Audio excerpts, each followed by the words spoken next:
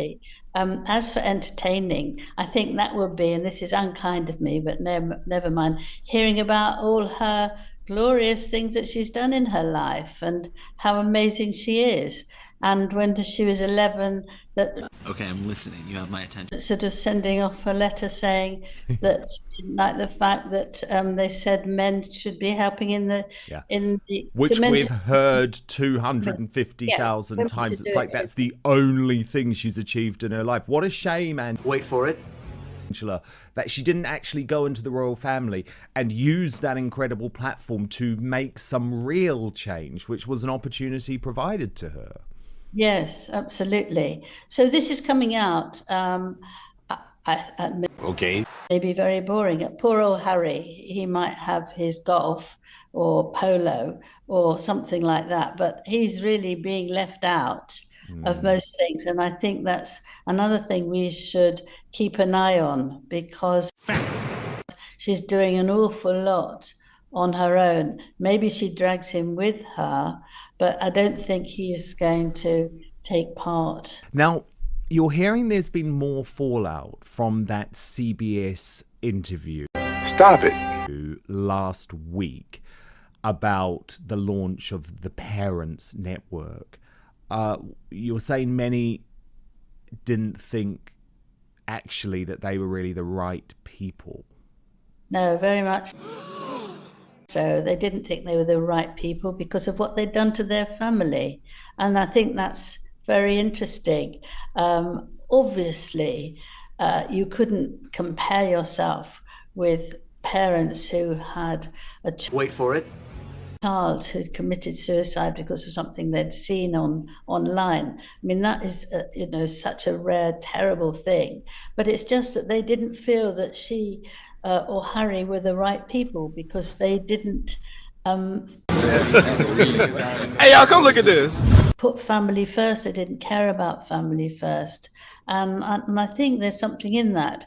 But also Jane Pauley, who interviewed Meghan very well, brought out things about her.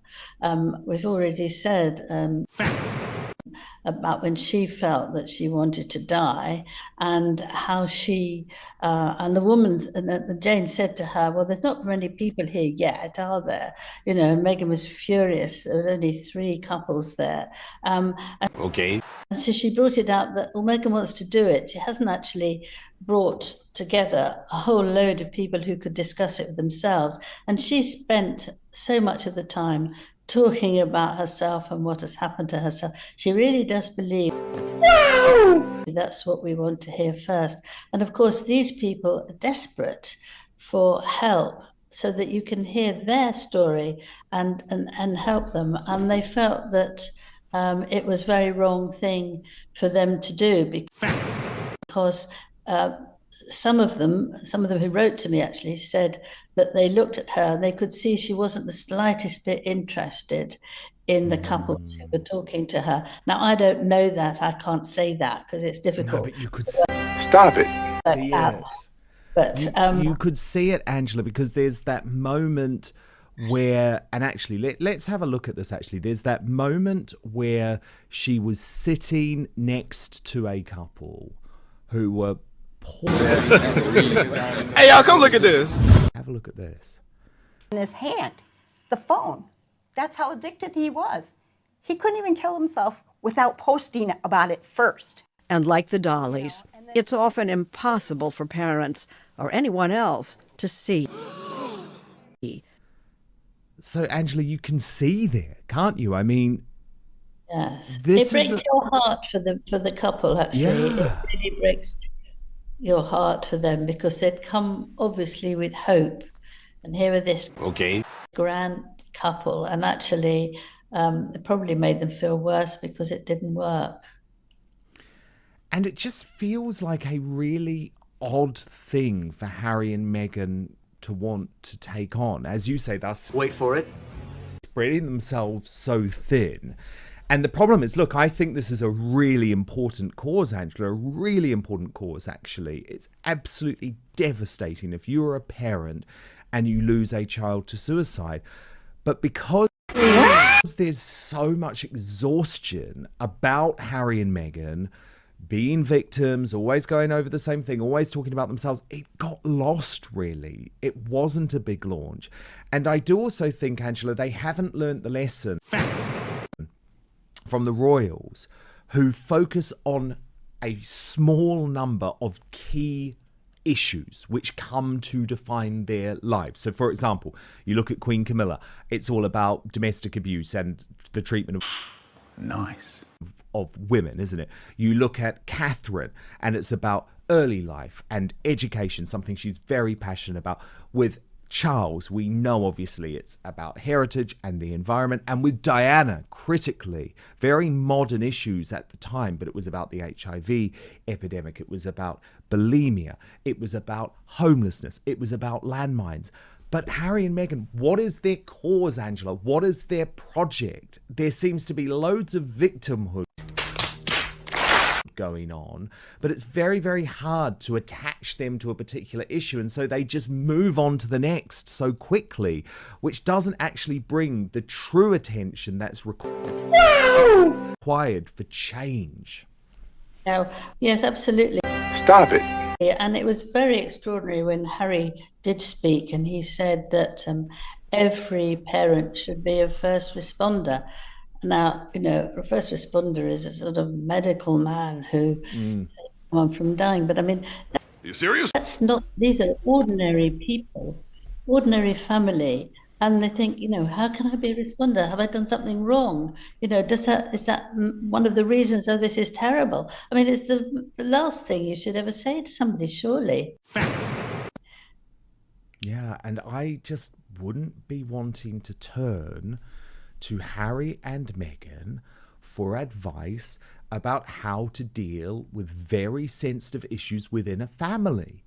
Angela, they have shown with their actions that they don't give a damn about the mental health of their own blood relatives, because they caused the late Queen and Prince Philip absolute hell. Are you serious? During their dying months. That's not something you do if you care about the mental health of your family members. They have absolutely devastated Meghan's father, Thomas Markle, let alone all of the issues that they caused psychologically for William and Catherine. So I just Wait for it. feel like I'm not going to want to take advice from these two when it comes to the mental health of family members. That's it, you see. And it would have been better if they'd had a quick sort of Wait for it. couple of hours with somebody who could help themselves on this matter. And you do need professionals for this. You can't just have a little chat. There didn't seem to be any tea anywhere or, you know, water anywhere. You just sort of sit down, Meghan would tell you about herself, lucky you, off you would go. That's not the way. But I don't suppose that either of them will feel they needed that. But it would have been quite helpful if they'd got Okay, I'm listening. You have my attention. proper professionals in, and they let them go and talk to them. And then they could just join for a few minutes, you know. They'd have to be very, very careful what they heard. Stop it. From Harry and Meghan, and something so sensitive. Angela, of course, over this side of the Atlantic, it was lovely this week, wasn't it, to see Catherine looking good, looking pretty healthy in this video, supporting the Team GB athlete. But that aside, actually, the thing that was going most viral, Angela, was Prince William's incredible stubble. He's grown this beard, and we know... Oh my God! He loves a beard, Angela. He loves a beard. He didn't like the fact that the late Queen didn't want him to grow a beard. But there's quite a psychological thing about this, isn't there? Because can you imagine how furious Harry would have been when he saw William looking handsome and strapping and everyone's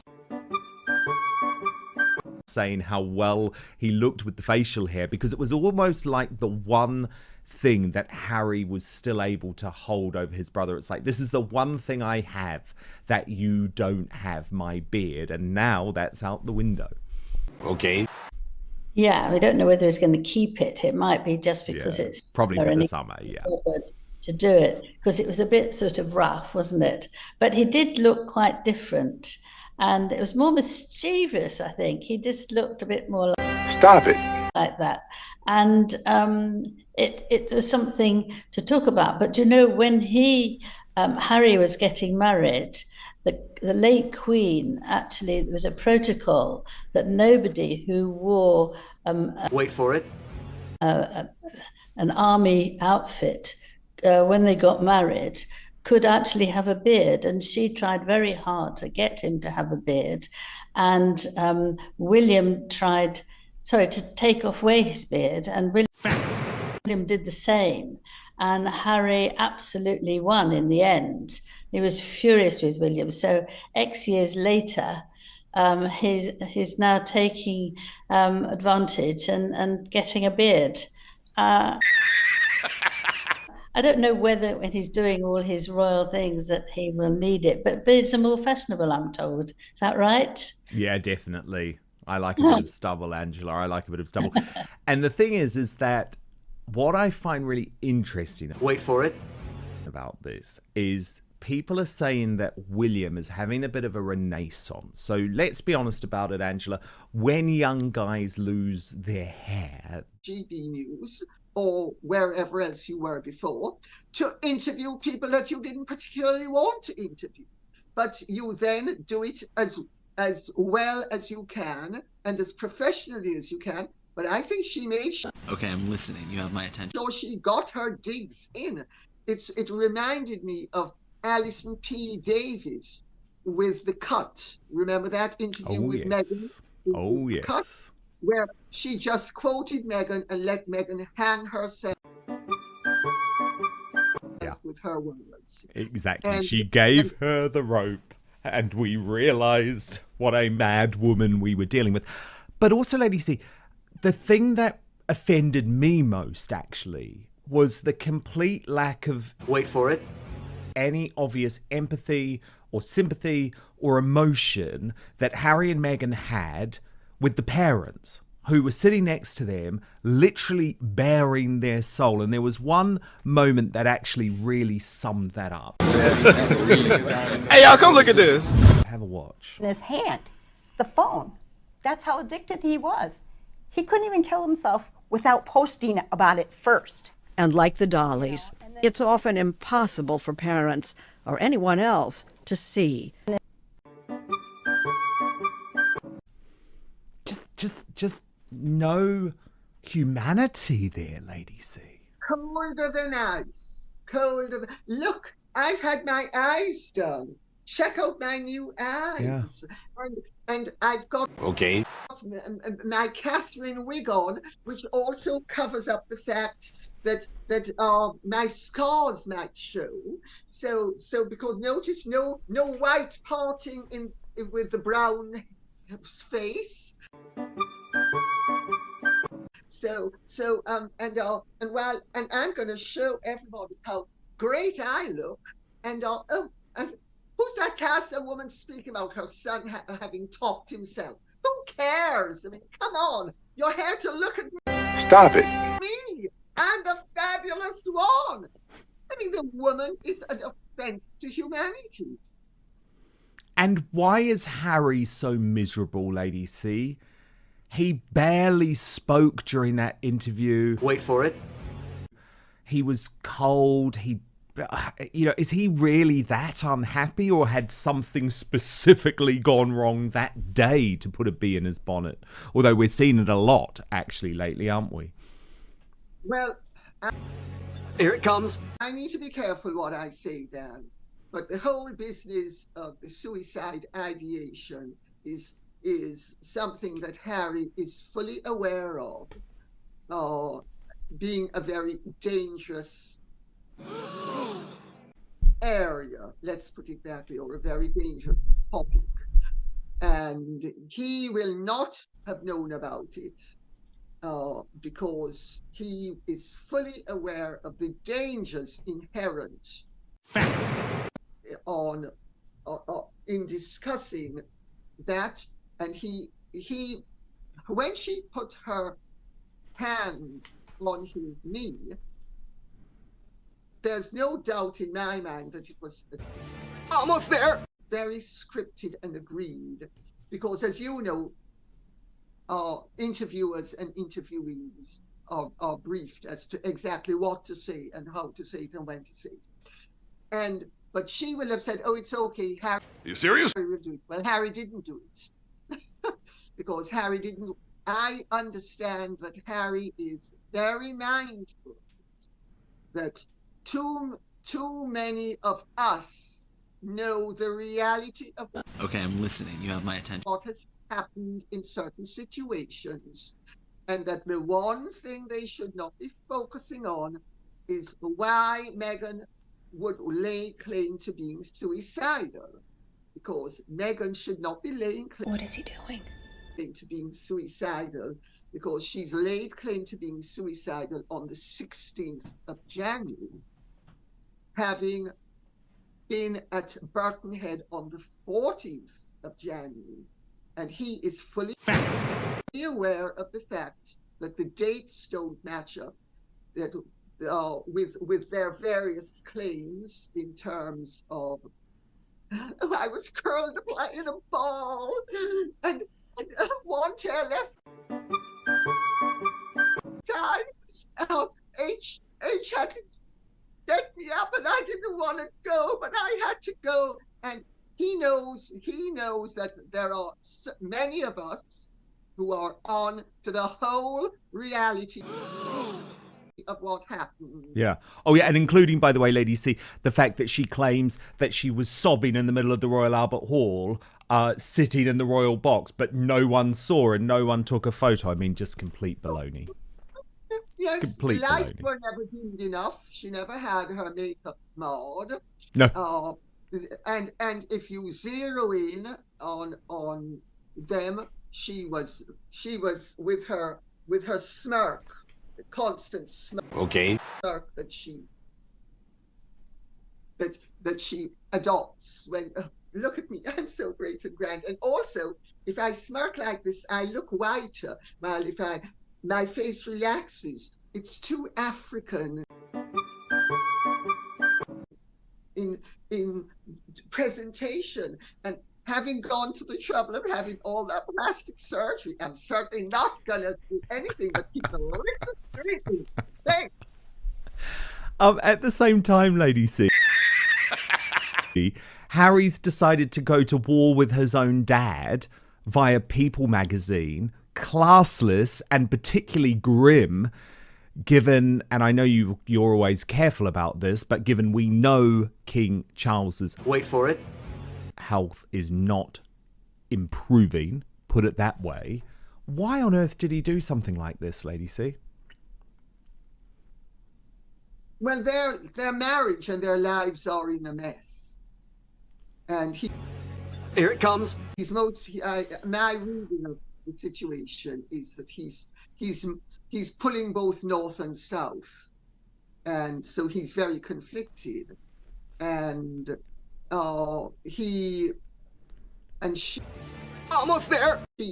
most likely feel they have a limited amount of time in which to accomplish that which they can accomplish, chief of which is the restoration of their IPP status. And what they don't seem to realize is even if Charles could, which he can't, get it restored, because he can't, he doesn't have the authority. He'd have to overturn a government decision, and that would lead to a constitutional Are you serious? crisis. Like, it's not even in his command to do it. That's right. But even if he could, it can be reversed as soon as William is on the throne. Oh, and it would be. I would be very surprised if William is going to take as tolerant a view as Charles has taken. And Charles, as we all know, has actually stopped speaking to his son. Now, you and I have known this for some time, and you and I have been saying this for some time, and contradicting Harry and Meghan's stories that were planted in People and Vanity Fair, etc. Oh, we're regular Zoomers. Oh, every week we're Zooming with William and Catherine and Yeah, and the right. kids and blah blah blah blah blah blah, all rubbish. Well, they finally confessed via people that Charles won't speak to him. So, you know, That doesn't make sense. they're not exactly and on the back of that, they are trying to force Charles to speak to him by briefing in the most appalling way against him to American You serious? publications. I mean, it's It's absolutely just so grim. It's so grim. But I'm delighted they have confirmed it, and I'm delighted that Charles refuses to speak to him. I don't think he should speak to him at the moment, given the Hey, y'all, come look at this. pressures on his health and the stress that Harry's calling him. I think it's much better that Charles is not speaking to him, if I'm honest. Oh, I couldn't agree more. I absolutely couldn't agree more. And also, you know, treachery is not an accidental quality. Indeed. It is a character flaw. Indeed. And Harry has shown himself to be treacherous. And nobody in their right mind would actually trust Harry. So the fact that his father and his brother want to have little or nothing to do with him, because Harry was always a problem, but he was hot-headed but somewhat good-hearted. He's now hot-headed and hard-hearted. Yeah. Meghan's influence has destroyed that part of his personality, which was ameliorating and that was somewhat humane. She's destroyed it, and they are on a rampage together. Okay. Yeah. Now. Sorry, Dan, I'm sorry, Matt. I'm sniffling because I think Aurora's fur seems to be bothering me. But they are on a rampage.